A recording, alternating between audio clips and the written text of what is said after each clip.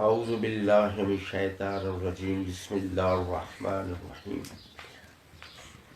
آج یہ 15واں اور 16واں پارہ، 15 کا آخر اور 16 کی شروعات، یہ اس پارے کی تلاوت کرے گا حافظ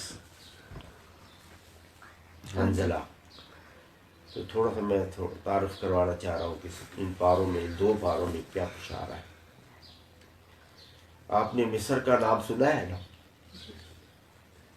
دنیا کا سب سے پرانا شہر، پرانا علاقہ ہے یہ، اور یہ بر اعظم افریقہ، دنیا کے 4-5 بر اعظم ہیں، ان میں سے ایک افریقہ جو بر اعظم ہے اس میں یہ شہر واقع ہے۔ دنیا کا قدیم ترین، سب سے قدیم ترین جو معلوم شہر ہے نا، وہ مصر ہے۔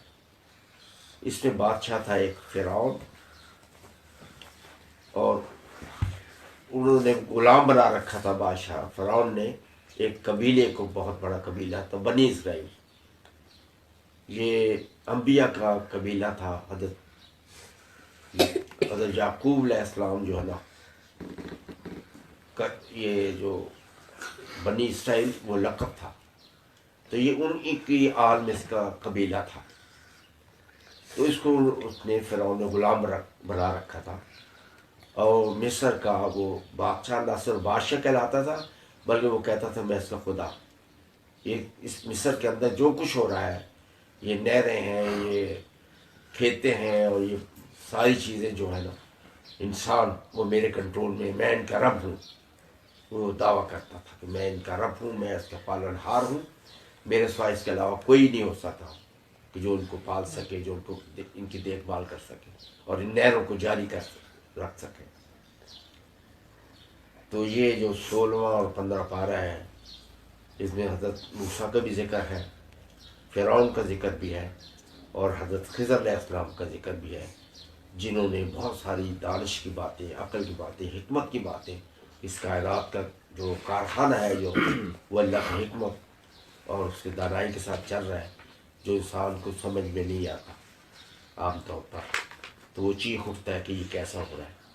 تو یہ خضر کا واقعہ بھی ہے حضرت موسیٰ کے ساتھ۔ یہ واقعہ ہے حضرت خضر اور حضرت موسیٰ کا۔ کچھ ڈائلاگس ہیں، کچھ اللہ کی حکمتیں کا نہر قدرت کیسے چل رہا ہے، اس کو بھی بتایا گیا ہے کہ دیکھو انسان جلد باز بھی ہے، طبیعت میں سے جلد بازی بھی ہے، وہ ان حکمتوں کو نہیں جان پاتا جس سے کارخانہ قدرت چل رہا ہے۔ تو اس میں وہ بھی اشارہ کیا گیا ہے کہ دیکھو اللہ کی حکمت اس کائنات کے اندر کیسے چل رہی ہے، کیسے کار فرما ہے۔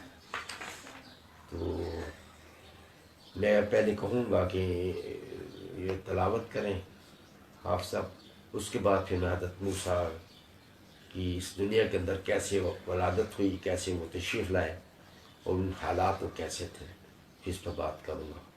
تو میں آپ سب سے کہوں گا کہ وہ 15 پارے کی آخری رقو جو 16 تک جاتا ہے، اس کی پہلے آپ سے کہا ہے کہ مصر دنیا کا قدیم سے سب سے پرانا شہر یا ملک مصر، جس کو دریافت کیا ہے دنیا، یا بنایا گیا تھا یا دریافت کیا گیا تھا، بہت قدیم شہر، قبل مسیح سے بھی کہیں بہت پہلے، اس کی تاریخ بہت پرانے ملک۔ وہاں ایک حکمران تھا، فرعون نام تھا اس کا۔ وہاں کے بادشاہوں کو ویسے بھی فرعون کہتے تھے۔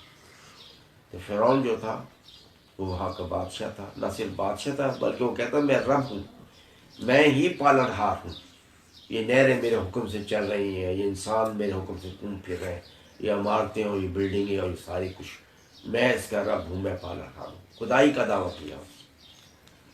تو وہاں ایک قبیلہ تھا بنی اسرائیل۔ بنی اسرائیل جو ہے نا وہ لقب ہے حضرت یعقوب کا۔ تو حضرت یعقوب کا لقب ہے، اور اسی قبیلے کا نام پھر آگے چلتا چلا گیا۔ تو موسیٰ، حضرت موسیٰ علیہ السلام بھی حضرت یعقوب بنی اسرائیل کے افرادوں میں سے ایک فرد تھے جو نبی ہوئے۔ ان پیدائش کا میں ان کا واقعہ تو غلام بنا رکھا تھا بنی اسرائیل کو، فرعون نے اپنا غلام بنا رکھا تھا۔ تو غلام کا بناتے ہی ایک سارے کام آپ جو کرانے ہوتے ہیں، چھوٹے موٹے یہ بس ان سے سارا مشقتیں بھی کراتا تھا، محنتیں بھی کراتا تھا، اور ان پہ ظلم بھی بہت ڈھاتا تھا. اس کو خواب میں آیا یا کسی نجومی نے یا کسی اس کے معتبر بندے نے اسے بتا دیا کہ تمہاری سلطنت میں، تمہارے ملک کے اندر، بنی اسرائیل کے اندر ایک ایسا بچہ پیدا ہوگا، ایسا لڑکا پیدا ہوگا تمہاری سلطنت کے لیے نقصان دہ ہوگا، اس کو ملیمیٹ کر دے گا، تمہارے لیے بہت نقصان دہ ہوگا. جب اس کو یہ معلوم ہوا کہ بنی اسرائیل میں سے ایک بچہ پیدا ہوگا جو میری سلطنت کے لیے بڑا نقصان دہ ہوگا، تکلیف دہ ہوگا میرے لیے، تو اس نے حکم کیا، اپنے مشورہ کیا کہ اب کیا کیا جائے. غور و فکر بعد یہ ہوا کہ بنی اسرائیل میں سے جتنے بچے پیدا ہوں میل لڑکے، ان کو تو قتل کر دیا جائے اور لڑکیوں کو رہنے دیا جائے تاکہ ان سے ہم کام اب کرواتے رہیں. لیکن جسے اللہ رکھے اسے کون چکھے. جو کچھ ہونا تھا وہ اللہ کی حکمت سے ہوا کہ حضرت موسیٰ علیہ السلام اس دنیا میں آنا تھا، اور وہ سب کچھ واقعہ ہونے تھے جو قرآن میں پیش آئے، جو بتائے گئے. تو وہ برحال ہوا کیا کہ وہ بے تحاشا لڑکے وہ اس سے قتل کروا دیے جو پیدا ہوتے تھے. حضرت موسیٰ کا وقت آ گیا پیدائش کا، تو بہرحال وہ اللہ نے دنیا میں ان کو بھیج دیا. وہ جو اس کے کارندے تھے گھوم پھر کے دیکھنے والے کہ جو کون بچہ کہاں پیدا ہو رہا ہے لڑکا، تو ان کی ماں تک یہ خبر پہنچ گئی کہ ہمارے گھر کے اندر وہ تلاشی کے لیے آ رہے ہیں. تو اللہ نے ان کو وحی کی اس کی ماں کو کہ تم اس کو تندور میں ڈال دو. اللہ کے حکم سے انہوں نے ان کو تندور میں ڈال دیا. ماں تھی، بڑا دل چاہیے تھا، لیکن اللہ کا اس کا اشارہ تھا، اس کے پیچھے اس کی حکمت درائی تھی. انہوں نے اس کو تندور میں ڈال دی. آئے سارا تلاشی لیے اور دیکھا گیا ہے ہی کوئی نہیں تھا. چلے گئے وہ. انہوں نے پھر اس کو جب چلے گئے تندور سے نکالا، اپنی گود میں لیا، دودھ پلایا. پھر کیونکہ ان کے کرندے گھوم پھر رہے ہوتے ہیں چاروں پاسے، تو اللہ نے حکمت سے کہا کہ بھئی یہ اس کا طریقہ یہی ہو سکتا ہے کہ تم اسے نا ایک صندوق بناؤ لکڑی کا، اس کے اندر اس کو ڈال دو اور دریائے نیل کے سپرد کر دو، پھر میں اس کی حفاظت میرے ذمہ ہے. انہوں نے یہی کیا. ایک لکڑی کا باکس بنایا، اس کے اندر اپنے بیٹے کو حضرت موسیٰ کو ڈال دیا اور بیٹی کو کہا کہ اس کو دریائے نیل کے سپرد کراؤ اور دیکھو کہاں جا کے یہ رکتا ہے.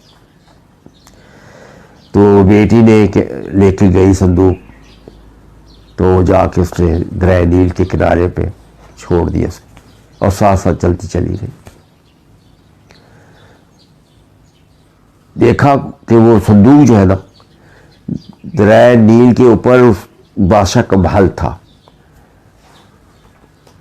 اور اوپر ملکہ اور اس کی جو ساری جو اس کی وزیر سفیر تھے یا اس کے ادارے نوکر چاکر تھے، ساتھ ساتھ لونڈیاں تھی وہ پیچھے کھڑی تھی. تو کیا وہ بھی لڑکی جو ہے نا اس حضرت موسیٰ کی بہن، وہ چھپ کے کھڑی ہو گئی ایک طرف. تو وہ جا کے کنارے پہ لگ گیا اس کے محل کے اوپر. اس نے جب دیکھا ملکہ نے کہ یہ باکس ہے، تو اس نے لونڈی کو کہا کسی کو کہ جاؤ دیکھو اس میں ہے کیا، یہ کہاں سے آیا ہے. وہ جناب باکس کو کھولا تو اس میں سے بچہ انتہائی خوبصورت نبی تھے اللہ کے. وہ جناب گود میں اٹھا کے ملکہ ان کی اولاد کوئی نہیں تھی. اس نے جب دیکھا بچہ تو بڑا خوبصورت ہے، وہ کبھی کسی گود میں لے پھر اپنی گود میں لیا تو چپ ہی نہ ہو. تو وہ ساتھ اس کی بہن سبتی ہو کے کہنے لگی کہ میں ایک ایسی عورت کو جانتی ہوں، وہ دودھ بھی پلاتی ہے اور مجھے امید ہے کہ یہ بچہ اس کی گود میں جا کر چپ ہو جائے گا.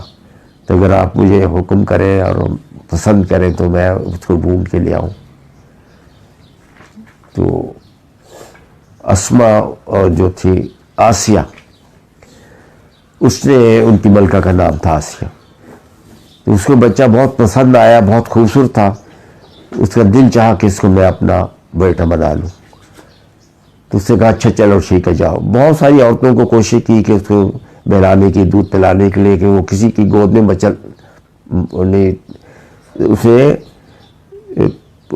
آرام نہیں کیا، روتا رہا وہ، تو وہ بھاگ کے گئی، لڑکی امی کو کہا کہ یہ صورتحال ہے، وہ لے کے آئی، بھاگی لے کے، ماں تھی، جب لڑکی نے کہا جی یہ عورت ہے جو دودھ پلاتی ہے، اور تو انہوں نے جیسے اس کو گود میں ڈالا، ماں اور بیٹے کا رابطہ ہوا، تو موسیٰ خاموش ہو گئے، انہوں نے دودھ پلایا، سب کچھ کیا، انہوں نے کو رکھ لیا اپنے پاس کہ بھئی تم روز آیا کرو، اس بچے کی نگہداشت اب تمہارے سپرد ہے، رہے گا ہمارے محل میں، اور اس کی نگہداشت تمہارے سپرد ہے۔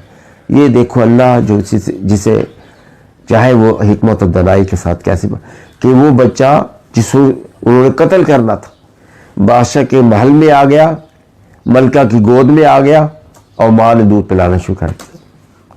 اس طرح حضرت موسیٰ جو ہے وہ فرعون کے محل کے اندر پل کے بڑے نوجوان ہوئے۔ اب کیونکہ یہ خاص مخصوص انہوں نے رکوع پڑھا ہے جس میں خضر اور حضرت موسیٰ کے ڈائلاگس بھی ہیں، اور کچھ باتیں بھی ہیں جو اللہ نے حکمت و دانائی کے ساتھ اس دنیا میں کار فرما کر ہو رہا ہے جن چیزوں کے ساتھ، تو میں چاہوں گا، ویسے تو یہ حضرت موسیٰ کا بہت بڑا قصہ ہے جو مختلف پیاروں میں مختلف جگہوں پڑھا ہوا ہے، تو وقت کی کمی کی وجہ سے میں اتنا ہی بیان کروں کہ حضرت موسیٰ اس طرح فرعون کے محل کے اندر پل کے نوجوان ہوئے، بڑے ہوئے۔ اس کو کئی مرحلوں پہ شک ہوا کہ یہ وہ لڑکا تو نہیں ہوگا، لیکن اللہ نے ہمیں حفاظت کے ساتھ ان کو نوجوان کر دیا۔ تو آگے چل کے پھر میں قصہ سناؤں گا، کیونکہ فاروق نے کہا کہ مخصوص حصہ جو ہے انہوں نے تلاوت کرنا ہے، ہم نے اس کے متعلق بات کرنی ہے۔ تو یہ اب حضرت موسیٰ بڑے ہو گئے ہیں، نبی بن گئے ہیں، پھر واپس وہاں آ گئے ہیں، اور فرعون یہ جو حضرت خضر علیہ السلام ہے نا، ان کے ساتھ کچھ ان کا رابطہ ہوا، کیونکہ انہوں نے کہا تھا کہ علم کی دنیا میں شاید نبی کے علاوہ کوئی بڑا نہیں ہو سکتا، تو اللہ کو یہ چیز ناپسند ہوئی، تو انہوں نے کہا کہ اچھا تم ایسا کرو، تم سے بھی زیادہ ایک جاننے والا اس دنیا کے اندر ہوگا، تو مصر دریا نیل کے کنارے چلتے جاؤ، وہاں تمہیں ایک ایسا آدمی ملے گا جو تمہیں بہت ساری باتیں جس سے تمہیں بات جاننے کی وہ ہوگی۔ تو میں اب اس کا ترجمہ بھی کرے گا فاروق، پھر اس کی ڈیٹیل میں بھی جائے گا، تو بہت